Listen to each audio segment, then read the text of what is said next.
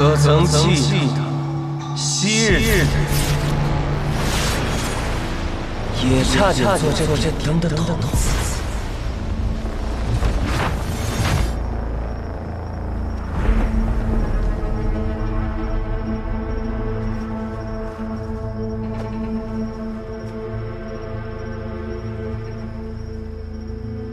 穆家穆英真，你敢与我动手，是想叛离暗河吗？是吗？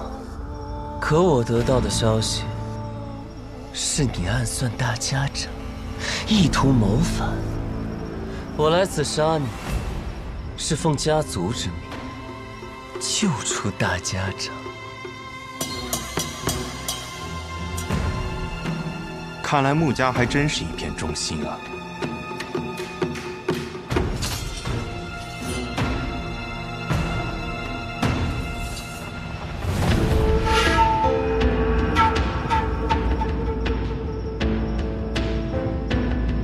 素闻纸伞鬼苏沐雨最强的剑法乃是18剑阵，可看你现在这个架势，似乎是觉得我没有资格同时见识你那18柄剑了。你确实没有资格。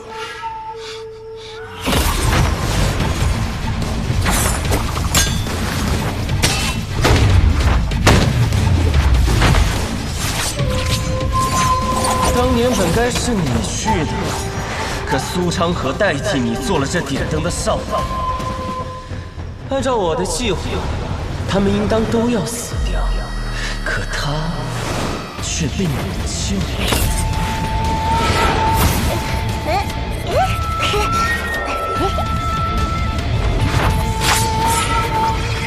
我想我明白为何他要替你。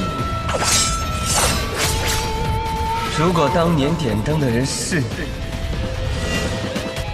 你必死无疑。实在没想到，苏家赫赫有名的纸伞鬼，从尸体遍地的炼炉中爬出来的无名者，如今的朱影首领魁，居然是一个心存善念的人，舍不得对孩子下手。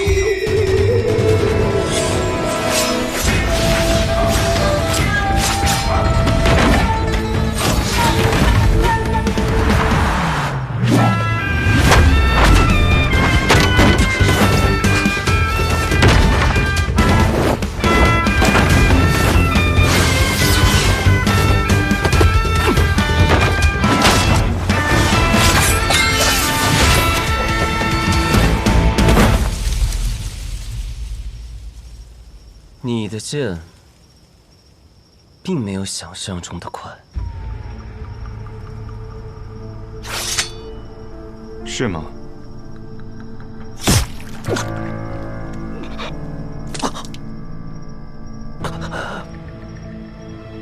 不可能！我明明挡上了那一剑。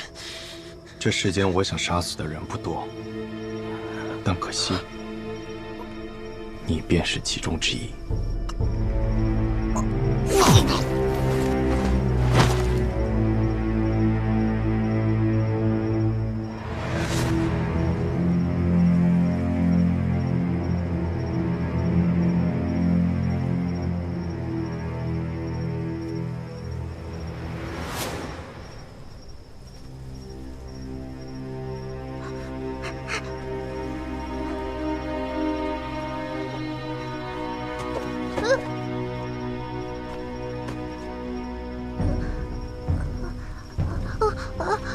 别怕，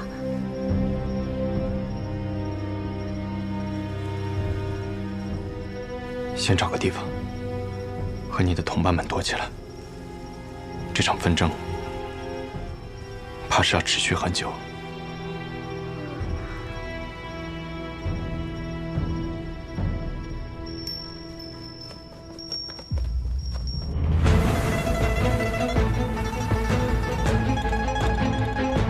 看来天启城的守护使也不是那么难对付。我们唐门并不怕雷家堡，所以我也不怕你的霹雳子。你再动，我便只能杀了你。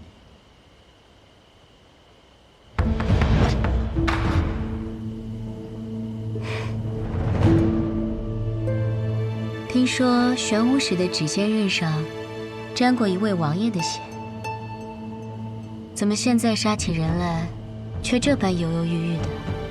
我不想杀人，即便你是暗河的。哦，我还以为是玄武使怜香惜玉，舍不得动手呢。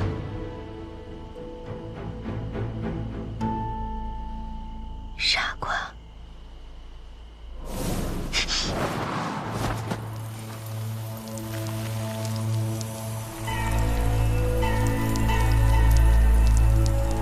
早就听说暗河穆家精通各种鬼术，今日一见，果然如此。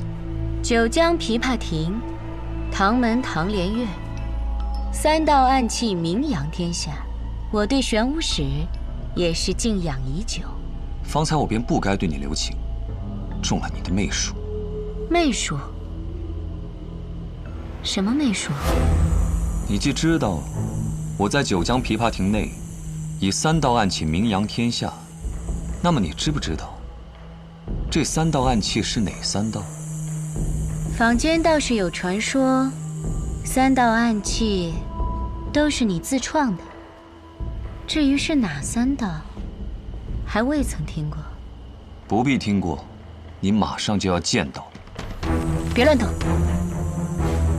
再动，我的那些蜘蛛就要将你吐成一个冰人了。再搭上一些幽冥珠，保证你被炸得尸骨无存。那便试试。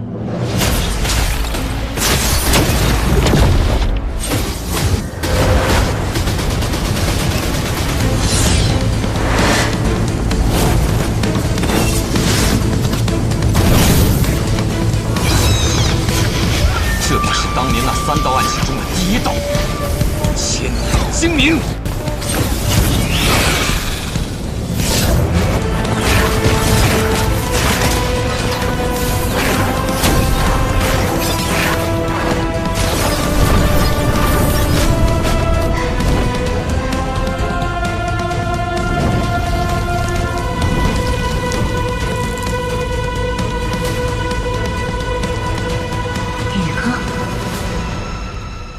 你又有什么把戏？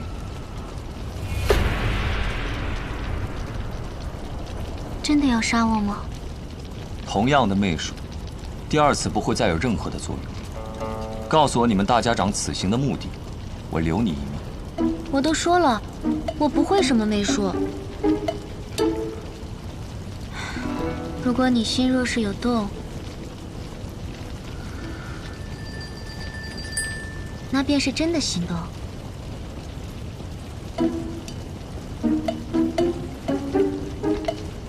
妖奴，胡言乱语！哎，等等，你能不能换一道暗器啊？什么意思？这么多针一起扎我，死的未免也太丑了些。你能不能换一道，让我死的不那么丑的，或者你能死的好看些的？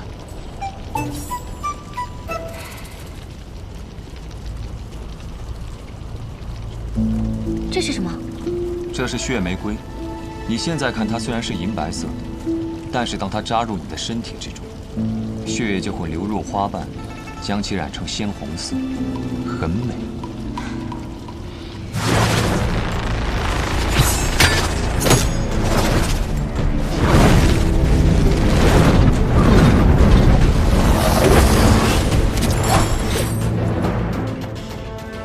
你就是暗河朱影团首领魁，伤得如何？你要是再晚来几步，我可能真的就没命了。用千珠之阵困住他。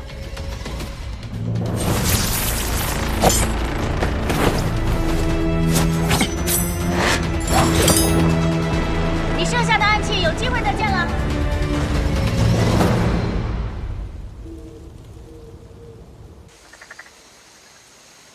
宇哥，刚刚专属你那只寻踪猪突然兴奋了起来，我就知道你一定在附近。还好你来得及时。伤不要紧吧？没有大碍。那个唐连月对我留了手，不然我可能真的已经死了。毕竟那是天启城4守护，站在武道顶端的高手。幸好你遇到的是他。玄武使唐连月，一向很讨厌杀人这种事情。胡说！他对我留手，明明是因为对我一见钟情了。你对自己是越来越有自信了。真的？方才他还说我对他使用了媚术。宇哥，你说我会媚术吗？穆家女子多擅长媚术，不过你确实没学过。玄武使见色起意，见色起意啊！先不说这些了，昌河这一路派了不少人阻拦我，他对我们的行踪了如指掌，甚至还传信给了唐连月，这说明朱隐之中有他的卧底。我们必须尽快回到大家长身边。宇哥，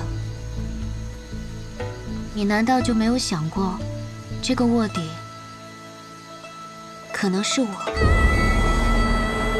这个玩笑不好笑。这不是玩笑，我确实犹豫过。虽然直到今天，我还没有做过违背当年誓约的事情，可是宇哥，我迟疑了。我开始怀疑我们存在的意义。宇哥，你和昌河从小便一起长大，这一次，你们真的要向彼此拔剑吗？入朱隐之时，我便立过誓，除非我死，否则我不会让任何人威胁到大家长的安危。我当然记得，入朱隐乃是暗河弟子莫大的荣耀。等大家长身上的毒解重新统帅3家，苏家主自会收回成命。到那时，我们俩便不必拔剑相向了。你知不知道，无论你们俩谁活着出来，都能进苏家。可是如果你们2个人一同出来，便是破了我们暗河的规矩，都要死。我知道。17号，杀了你身边这个人。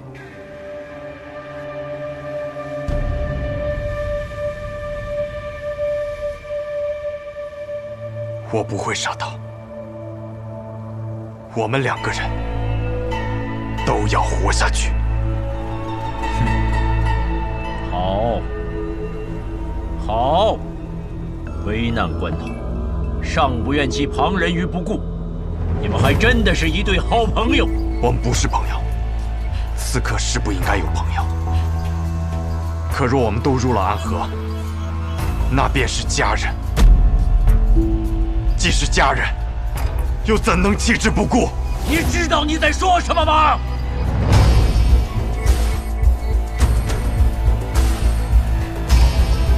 快杀了我吧！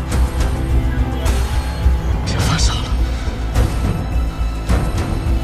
你不是他的对手。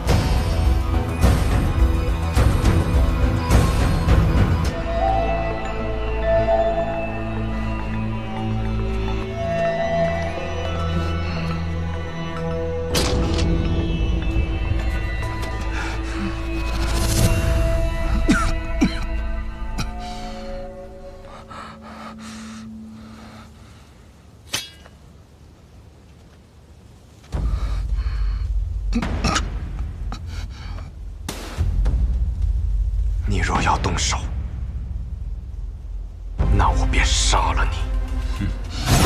住手！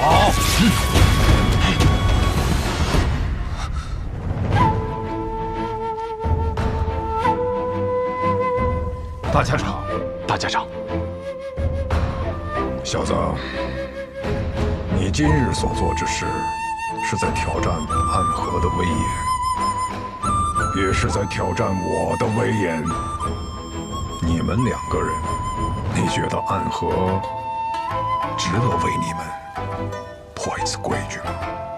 值得。哦，我们二人在3年之内，定会成为这暗河100年来最优秀的刺客。整个暗河都将因我们而改变。好小子，你这话我记住了。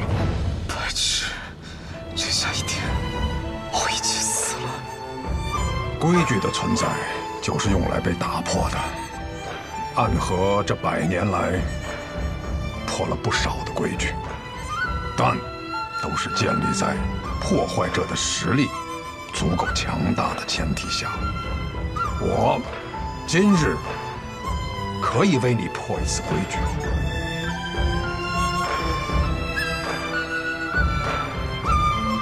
并为你进行惯性之礼，但你须得向我证明你的实力。愿接大家长一剑。若死了，那走出鬼窟院的便只剩他一人，还请留住他的性命。若我还活着，还请大家长给我们一次机会。你很重情义啊！请大家长赐剑。好。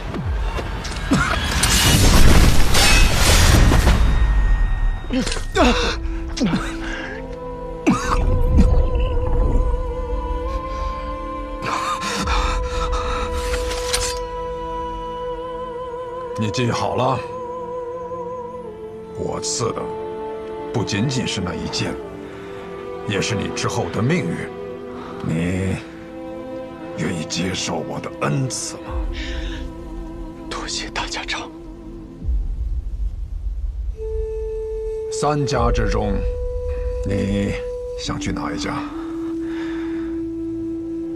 我和他都要去苏家。好啊！从今以后，你俩就是我苏家的家人。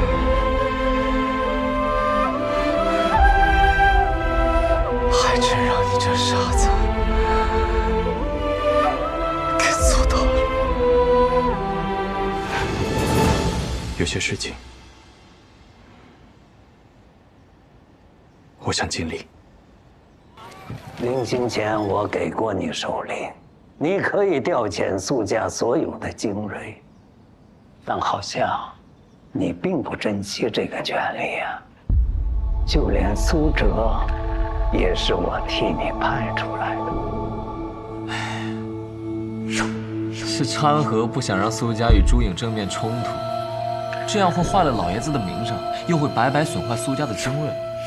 不过方才我差点不费吹灰之力就取回来了，所以老爷子，请相信我，10日之内必替你取回绵龙剑。混账！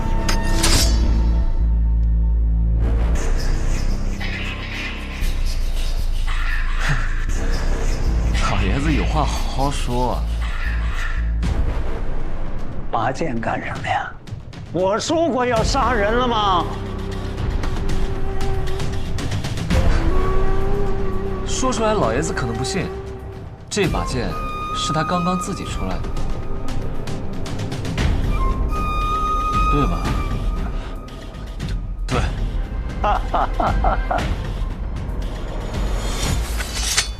你呀，你从来没让我失望过。我希望你这一次也别让我失望。昨天晚上去哪儿了？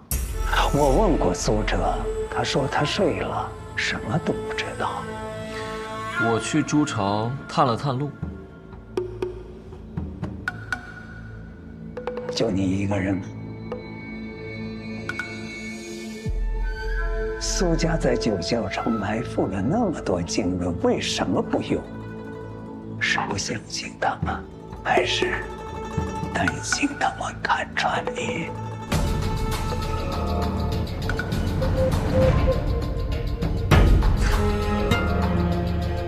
老爷子哪里的话？我是去探路，又不是去杀人。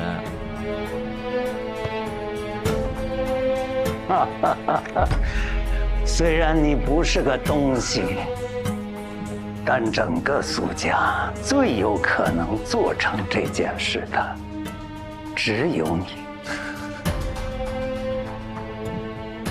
我再给你点时间，把事情干好，干得漂亮一点，别辜负我对你的期望。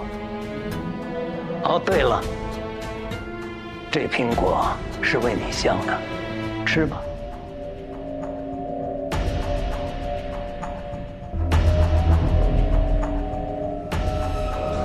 恭送老爷子。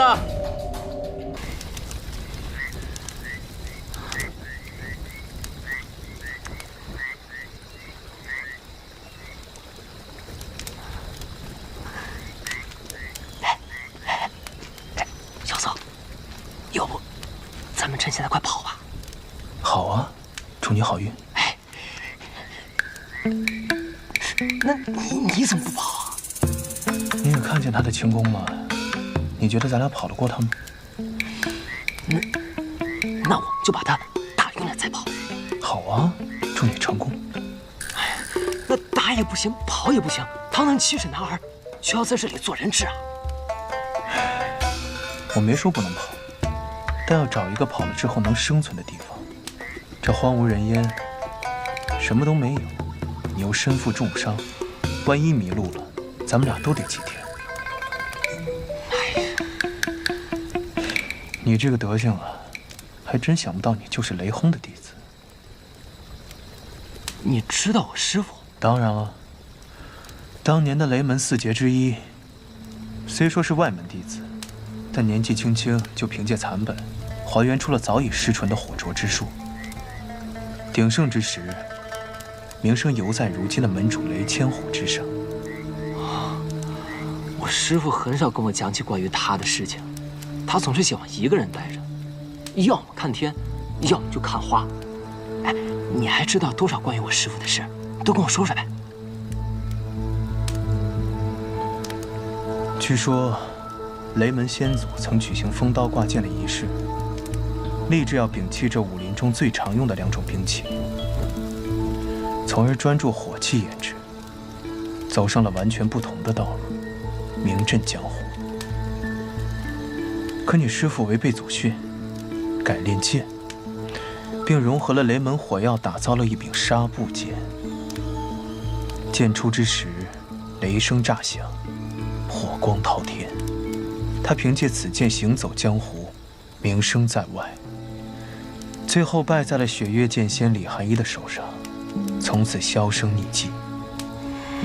有人说他是回了雷家堡闭关，号称不入剑仙永不出关。还有人说，他因违背祖训，被门主雷千虎逐出雷门。那些都是谣传罢了。我师父才没被逐出雷门呢，他只是不方便说就不用说了。我对雷门的隐秘不感兴趣，只要他没有被逐出雷门就好。听你的语气，你还认识我师父？不认识。那你怎么听说他的事像松了一口气的样子？他若是被逐出雷门，雪月城也好，雷家堡也罢，谁来帮他那个丢了纱布剑的傻徒弟还钱啊？你说来说去，你就是为了那500两银子啊！哎，不对，你刚刚说什么？还钱？不，前面那句。丢了纱布剑的傻徒弟。纱布剑？完了！我怎么能把纱布剑给弄丢了呢？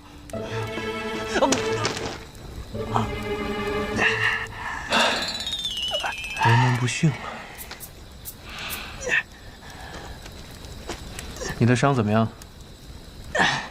没什么大事，就是一运功就疼得不行。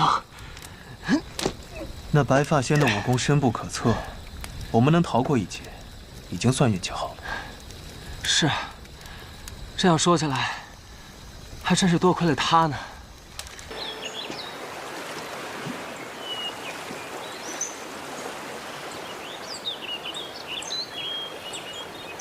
为什么要帮我们？在下方才不是说了，我想去一个地方，需要二位陪行。疗伤之事，不过举手之劳。这位大师，你武功这般神乎其技，去什么地方非要我二人不可？而且，你是雪月城要押往九龙门的人，我身后这位就是雪月城弟子，要我们同行，不怕我们抓你回去？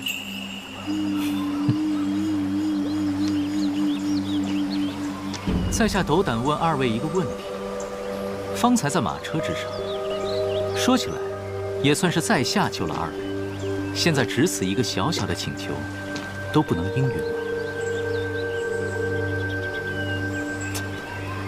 唉，还真是令在下心寒。我陪你去。哦，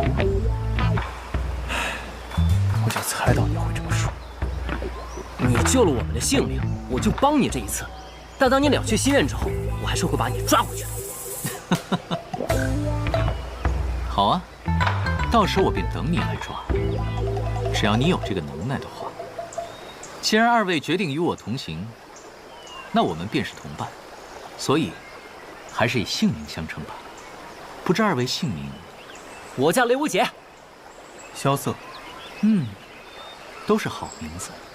你到底要去什么地方，非要让我二人同行？以你的神通，有什么地方是你去不了的？问得好。因为我没钱。出门在外没钱，那可是寸步难行。哎，那你可真是找对人了。我告诉你啊，那一车人里，就属他最有钱了。这一身球衣，光是这袖子就是100两。闭嘴！我要是不给呢？难不成你还要抢？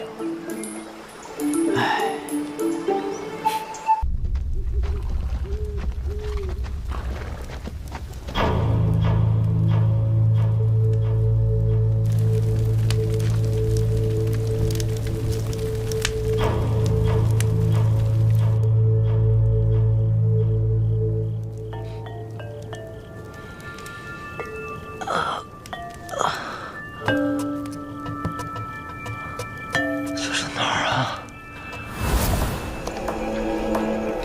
长弓百鬼，我怎么没听说过呀？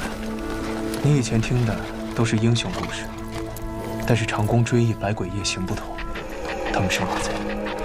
马贼？无锡你不简单啊，连这马贼都对你感兴趣。这么多人，不管了，冲出去再说。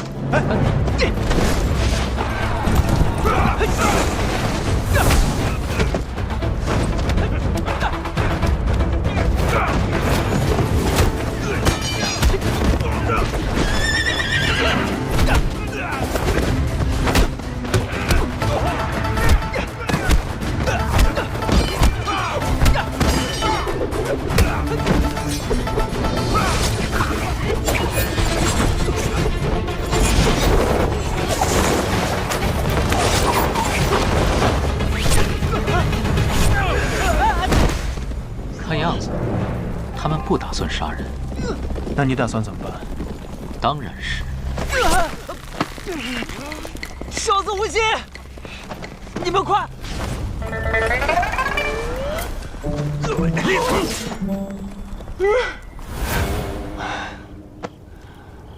那两个没义气的家伙！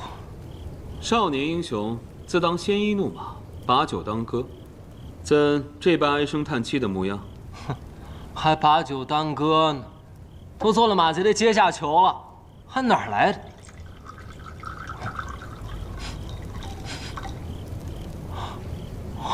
好香！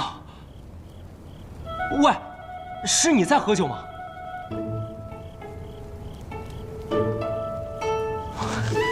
哎，喂，是你在喝酒啊？哎，你也是被马贼抓来的吧？你哪来的酒啊？我自然有我的办法。这位小兄弟，既然我们有缘在此做阶下囚，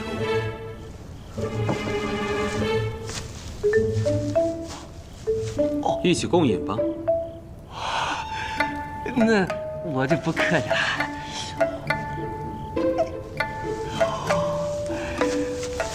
原本以为这漫漫长夜，我要一个人喝着闷酒度过，没想到却在此遇见小兄弟，我们也算是有缘之人了。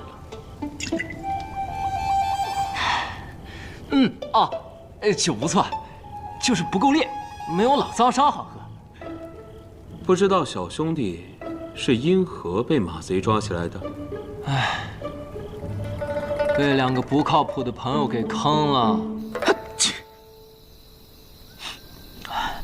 你小心点，咱们现在可是在长宫追忆百鬼夜行的营寨中，稍不留神，别说救雷无节了，咱们俩得撂在这儿。话说，咱们也不知道这儿有多少的高手，就你我2人，我又不会武功，你打算怎么救人？走一步算一步呗，总会想到办法的。不过当前最重要的是要先抓个舌头，好问一问雷无节到底被关在哪儿了。真开心呐！吃饱喝足，咱们去看星星。好，舌头来了。罪过，罪过。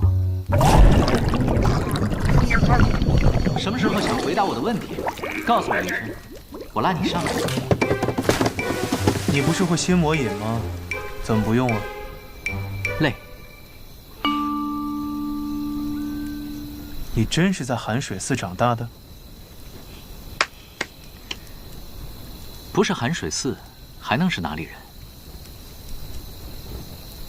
你身上有罗刹堂的武功秘诀，这的确会引起江湖人窥伺，但还不至于让无双城这样的势力大动干戈，更别说是天外天了。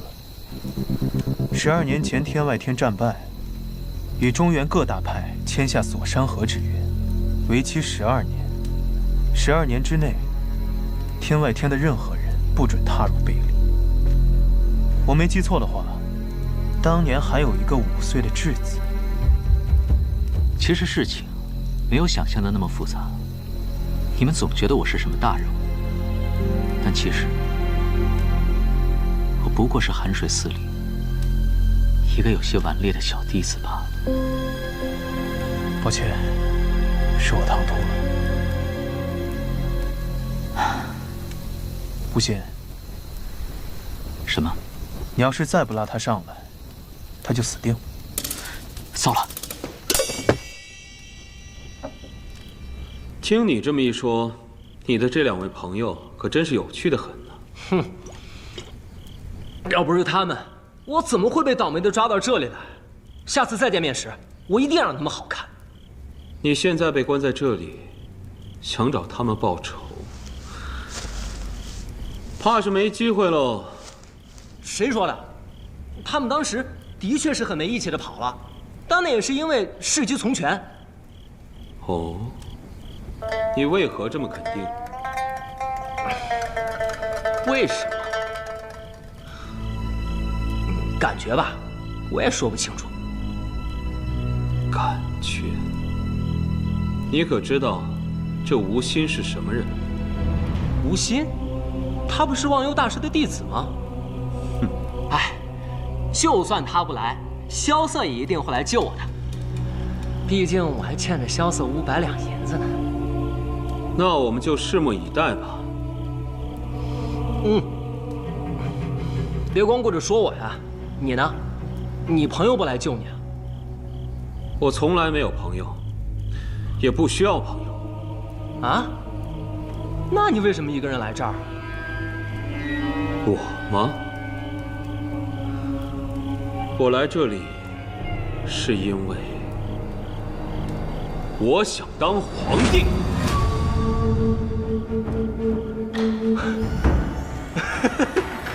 你想当皇帝？哎，你喝多了吧你？你要是当了皇帝，那我就是剑仙了。好，我要是当了皇帝，就封你做剑仙。这剑仙可不是皇帝封的。你这人可真有意思。你放心，当我朋友来的时候，一并把你也救出去。吵什么吵？出来！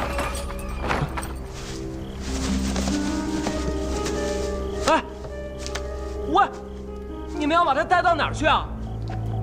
这位兄弟，你别慌啊，我朋友一定会来救我们的。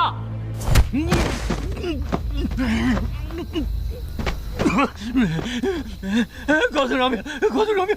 大侠饶命！好了，告诉我们，你们今天上午抓的人被关在什么地方？哎，我真的不知道啊！别！我知道，我突然知道了，凡是被绑的肉片，都关进地牢里了。你们这长空追忆、百鬼夜行，都有多少高手啊？什么境界？我们这儿武功最高的就是大当家的，不过前2天寨里来了一个人，我看应该是个高手，大当家对他相当的尊敬，还称呼他为公子。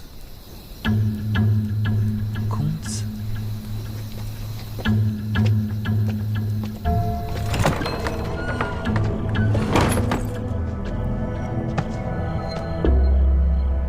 还真是个初出茅庐的小子。公子，那个人真的会来劫狱吗？劫狱？他现在泥菩萨过河，自身都难保，还劫狱？要是他真的来了，我还真想见见他。也是很多年没有见了。天外天少宗主叶安世。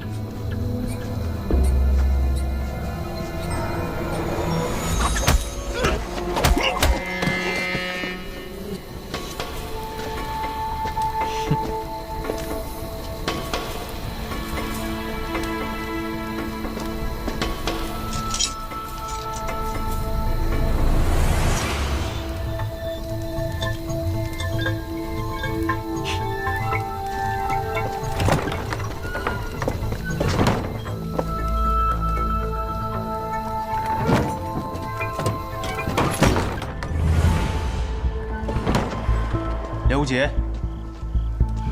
刘杰，小子，我在这儿。钥匙。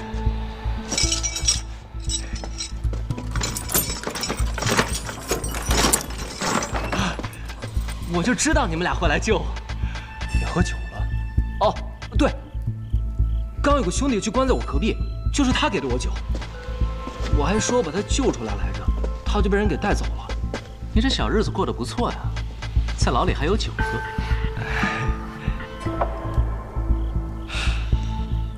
这酒，天启城碉楼小筑的秋露白，这种地方怎么会有人喝这么名贵的酒？不过他这酒是怎么来的？对了，他为什么会有酒呢？难道是？好了，不提他了。接下来，我们就要开始真正的行动。我就知道，以你的神通，若是白天出手相助，这小夯货绝不会被抓来。你放任他被抓走，晚上又来救他，一定是另有所谋。说吧，什么事？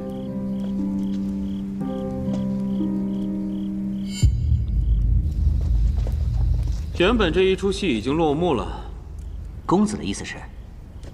天外天想迎回他们的少宗主，中原各派有些不想放虎归山，有些纯粹是对罗刹堂的秘籍感兴趣，这才引来了多方争夺这黄金棺材。可谁也没有想到，多方争夺的这枚棋子会自己跳出棋盘。这样一颗不安分的棋子，走到哪里都是变数。如果他要回天外天，以后我们少不得要跟他打交道，还是提前了解多一些比较好啊。公子说的是。不过想跳出这棋盘，哪里是这么容易的？他就算轻功再怎么绝顶，想甩开各大势力的盯梢，不对，我错了，他一定会回来劫狱。寒水寺无心，特来拜会长空追忆，百鬼夜行。快把他推来！快使！这边！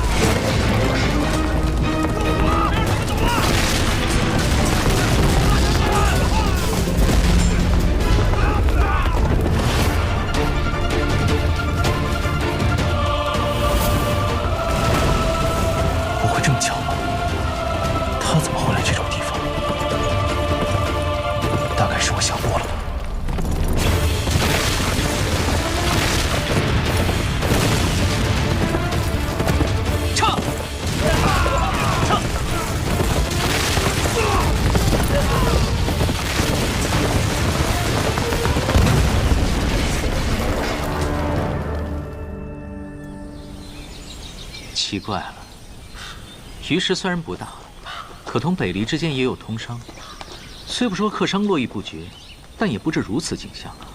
是啊，我们这都行了大半日了，连一个人都没见到，这怎么回事啊？莫不是鱼师出了什么大变故？这我也没听说呀。会不会是官道改道了？你个小憨货，你当官道是河道，说改就改？哪个叫笨货？行了，咱们也别瞎走，这分明就是迷路了。和尚，你不会也不认识路吧？我看过地图啊，这附近的路只有鱼石官道这一条，跟着路走又怎么会迷路呢？这哪里是官道？这分明就是人踩出来的野路，地图上又怎会有标记？这就是你带的路。问世之不参涅盘堂里禅者，南湖岂不皆路矣？少拽文了你！凡夫失其所欲之路而妄行之，则为迷。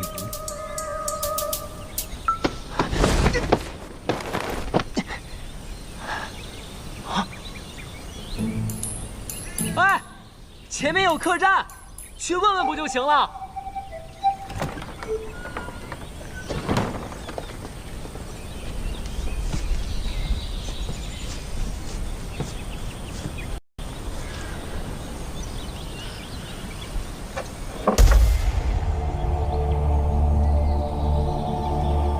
这是师父。